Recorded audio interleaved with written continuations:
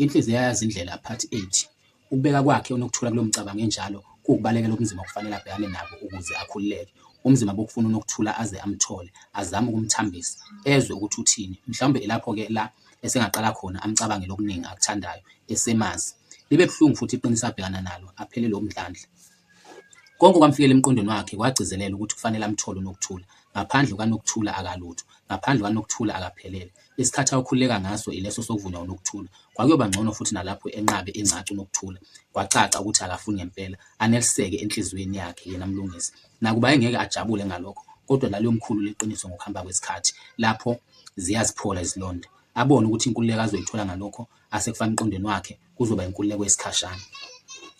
Njengoba uMlungisi ayefunda ndawonye noNokuthula bangalinye, kwamcacela ukuthi ukhona umsebenzi awufundelayo uNokuthula manje, noma umsebenzi awenzayo.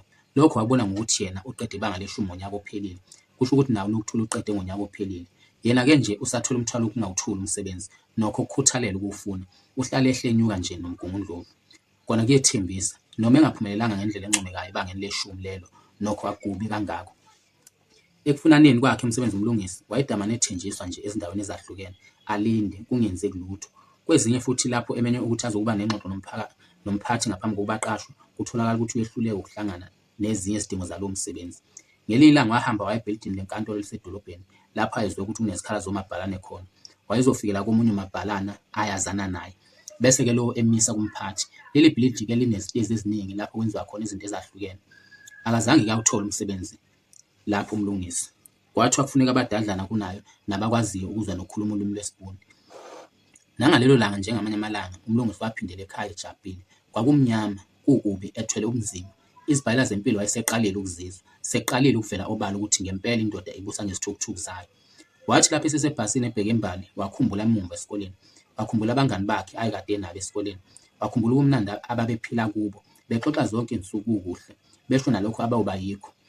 Kwamcacela ukuthi kokuningi ababekusho, okuningi kuyohlala kungamaphupho asemini nasebusuku. Ubuqansi nobunjalo bempilo babeyokugwema ukuba bafinyelele kulokho ababekusho. Wakhumbula bephuma njalo ngesikhathi sokudla beyothenga ubisi nesinkwa okwakuthengiswa esikoleni, bekuthenga ngemali ababeyinikwe emakhaya ngabazali. Wabona ukuthi izinsuku zokudla ukudla akuthengelwe ngemali yabazali ziyancipha uma kungekhona ukuthi zaseyiphelile.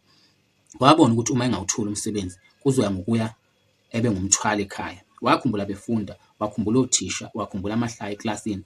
Wabona ukuthi azikho insuku empilweni yakhe ezaziyoba mnandi njengezinsuku zasesikoleni.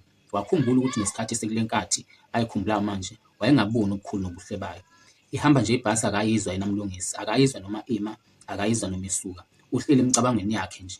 Leli qiniso elahleli phambi kwakhe manje lalibuhlungu, kodwa wathola ukuthi akukho nto kwezikhona phansi komthunzi welanga ezazingashintsha leso simo ayesikhonjiswa yilelo qiniso.